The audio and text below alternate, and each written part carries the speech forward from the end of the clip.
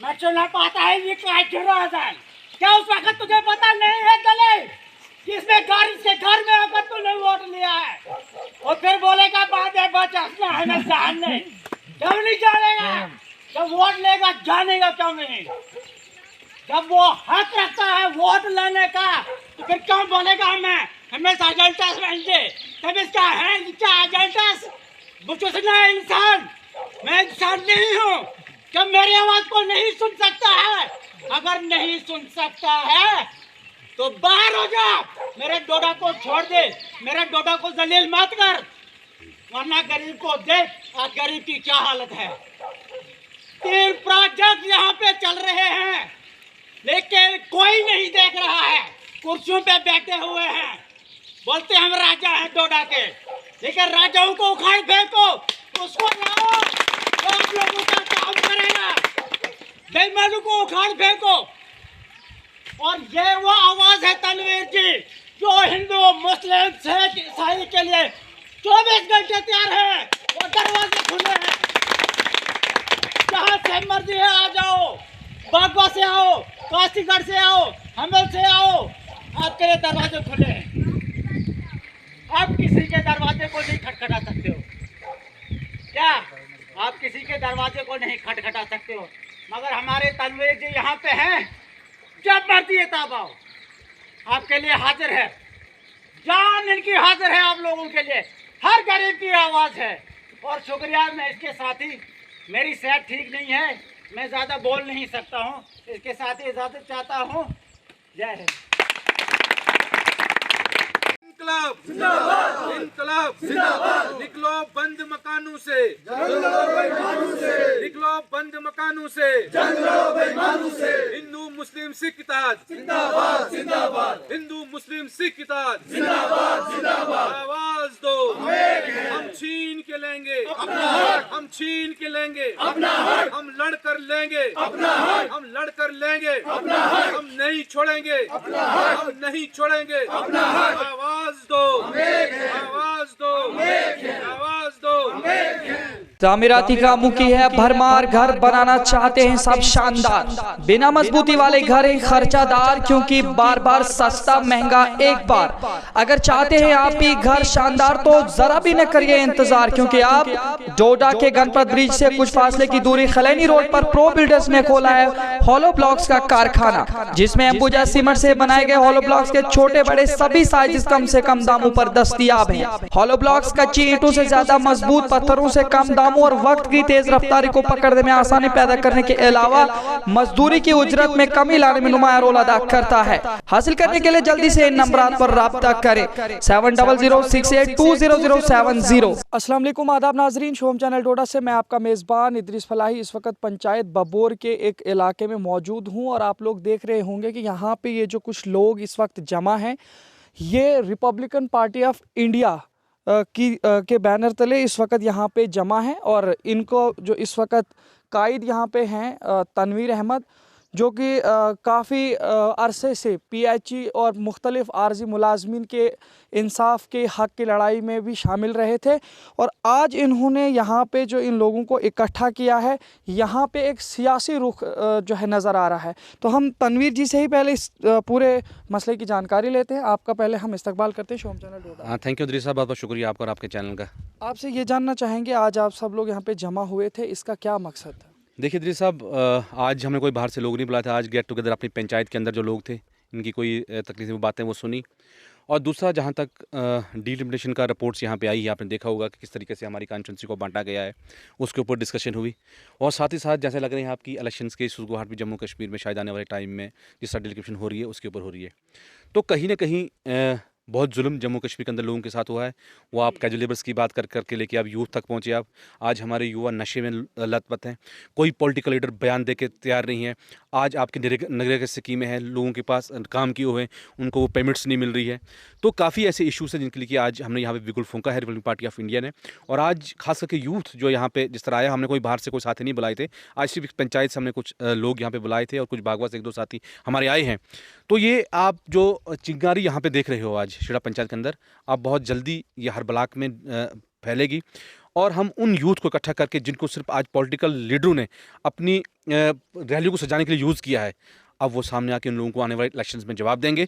और दूसरा, यहाँ जो प्रोजेक्ट्स आपके तेजना में चल रहे हैं, कोई भी लीडर आज बोल के तैयार नहीं है। आपका खलैनी प्रोजेक्ट्स है, आपका द्रावशाला प्रोजेक्ट है, आपका रामबन के अंदर है, बहुत सारे बाहर कैसे यूथ यहाँ पे प्रोग्राम करना, लेकिन हमारा एजुकेटेड यूथ आज धक्के खा रहा है।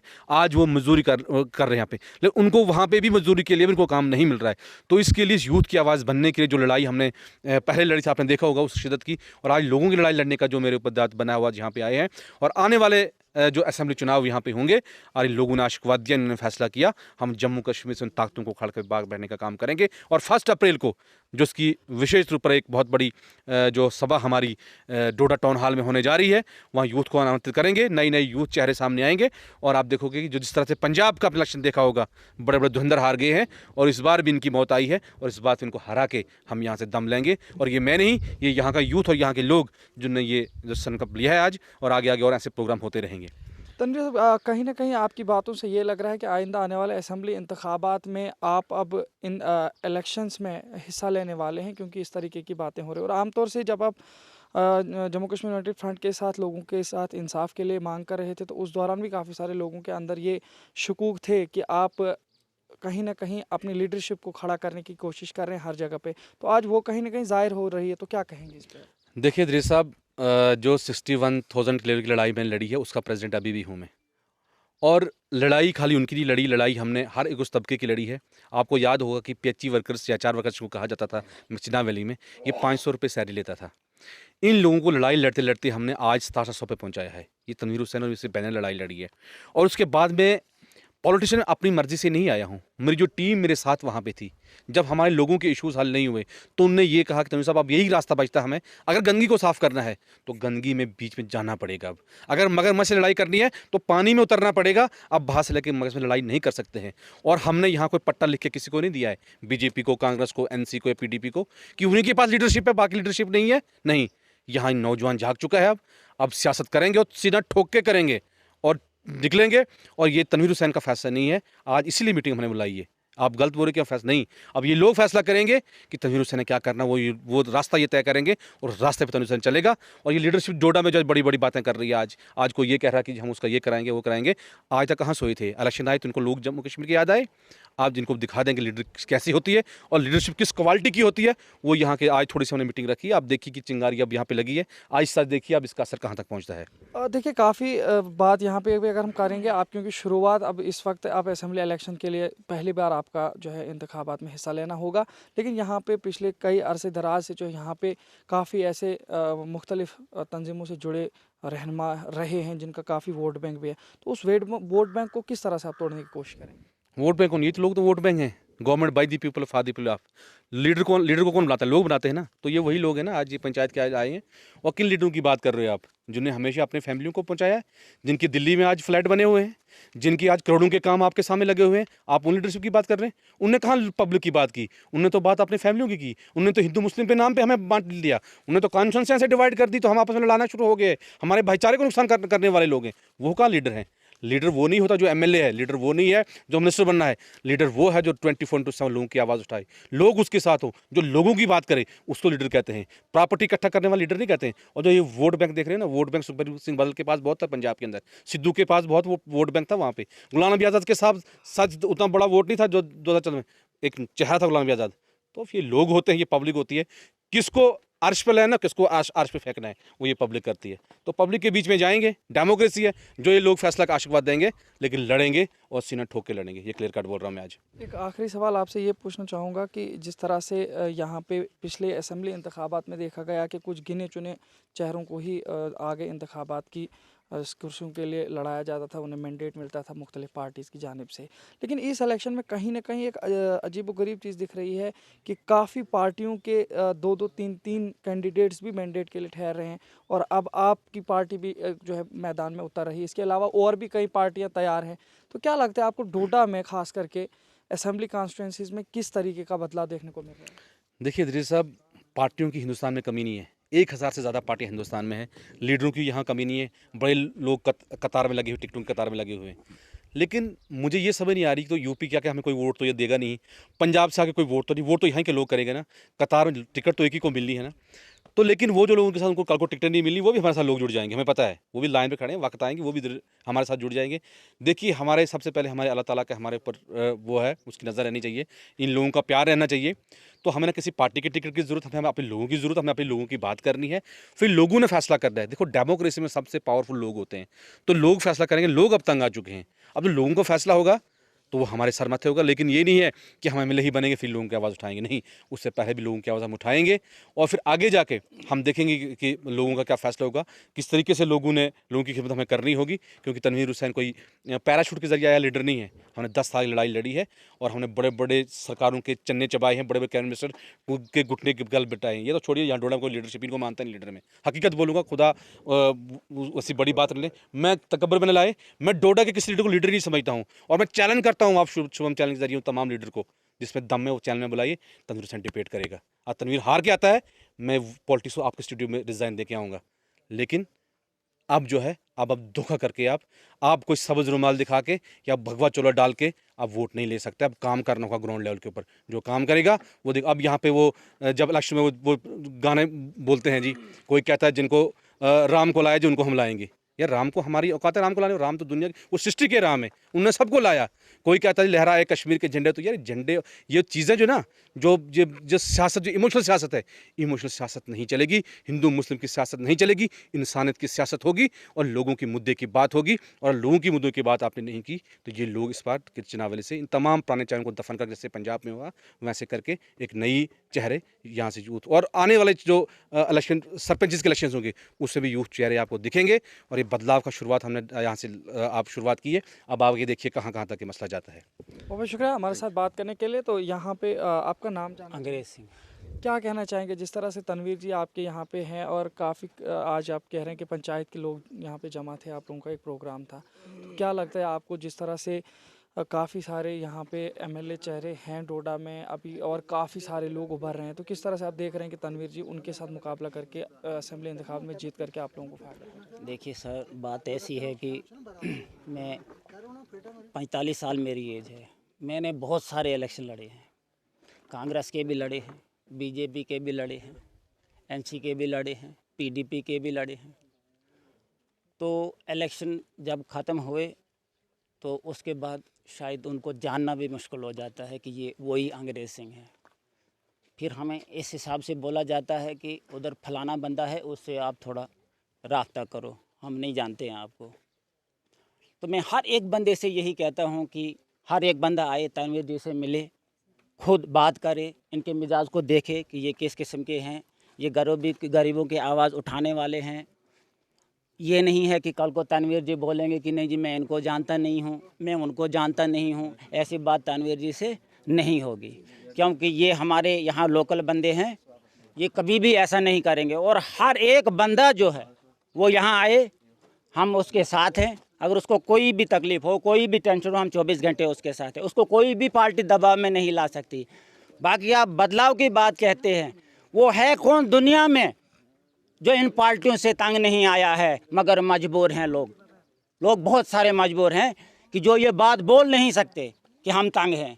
लेकिन अंदरूनी आप देख रहे हो यहाँ पे कहाँ से मरमत से, कास्तीगढ़ से, डोडा से, भागवा से, भरत से, बगला से, कहाँ से लोग आए हुए हैं।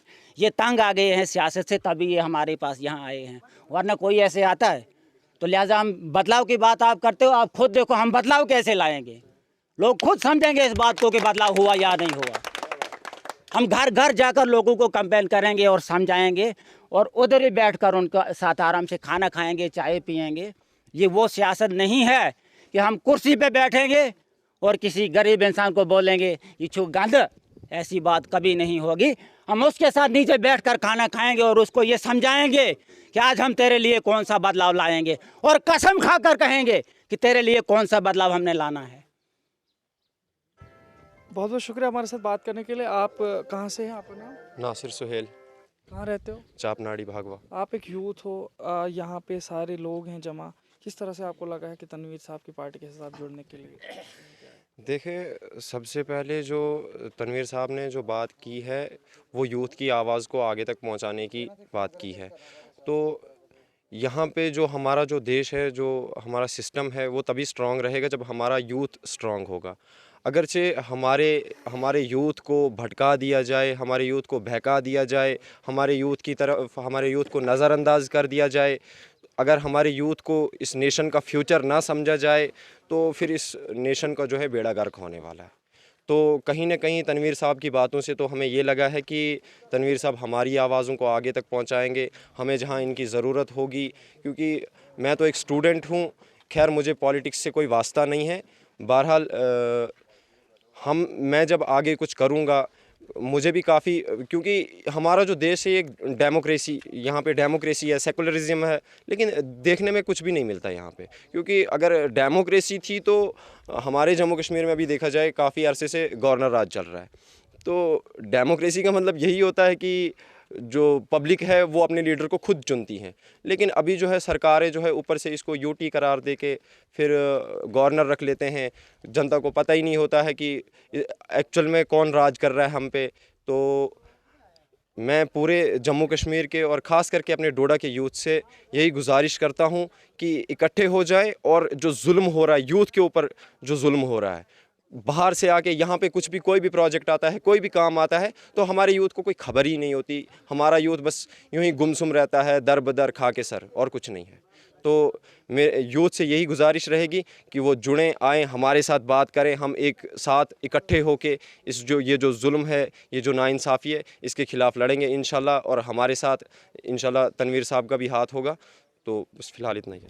तो नाजरीन, जिस तरीके से आज मैं यहाँ पे बब्बोर पंचायत के इलाके में आया हुआ था, यहाँ पे जिस तरह से आज प्रोग्राम हुआ और काफ़ी सारे यूथ भी आए हुए थे, आपने खुद इन लोगों की बातें सुनी हैं, तो कहीं ना कहीं अब डोडा की सियासत में एक नया रुख देखने को मिल रहा है। अब देखना ये है कि तनवीर अहमद या जिस तरीके से पॉलिटिक्स में आए हैं, क्या तनवीर वाकई पिछले जितने भी चुनिंदा नुमाइंदे थे उनके साथ मुकाबला करके अपनी असेंबली सीट हासिल कर सकते हैं या नहीं। तबसरे में आप भी बता सकते हैं। फिलहाल देखते रहे शोम चैनल डोडा। अपने मेज़बान इदरीस फलाही को दीजिए इजाज़त, मजीद पेशकश करेंगे, तब तक के लिए अल्लाह हाफिज़। क्या आप नीट और IIT JEE मेंस एग्जाम की तैयारी के लिए बेस्ट कोचिंग इंस्टीट्यूट ढूंढ रहे हैं? जो हो आपके आसपास, ऐसा इंस्टीट्यूट जो करवाए आपको हर फाउंडेशन कोर्स की बेस्ट तैयारी, ऐसा इंस्टीट्यूट मिल पाना मुश्किल होता है। तो हो जाइए तैयार यूनिक क्लासेस डोडा के साथ। हम लेकर आए हैं आपकी सभी मुश्किल का हल। जी हाँ, डोडा, भदरवा और किश्तवाड़ के स्टूडेंट्स के लिए है खुशखबरी। यूनिक क्लासेस लेकर आए हैं foundation course 11th and 12th class for subject physics, chemistry, biology and maths and pre-foundation course for 6th to 9th class। इसके साथ ही JNV एंट्रेंस और सैनिक स्कूल एग्जाम की तैयारी के लिए बेस्ट कोचिंग आपके अपने शहर डोडा में। यहाँ आपको मिलते हैं courses for NEET dropper batch, JEE dropper batch and crash course, foundation 11th and 12th, board plus NEET, pre foundation 6th to 10th। Unique classes Doda 10 वर्षों से लगातार बेहतरीन रिजल्ट देने वाली एकमात्र इंस्टीट्यूट है। हमारी विशेषताएं हैं experienced IITian and NIITian Delhi and Kota की बेस्ट फैकल्टी। प्रत्येक बैच में लिमिटेड 25 स्टूडेंट्स और हर एक स्टूडेंट को पर्सनल अटेंशन, प्रिंटेड नोट्स और updated study material, weekly test series, affordable fees. Unique classes Doda आपको देता है best faculty, best result, dropper batch start. तो आइए और आज ही रजिस्ट्रेशन कराएं। Unique classes, Faridia building, Barth road chowk, near town hall, Doda city. Call us 9622014470 and 91031470098।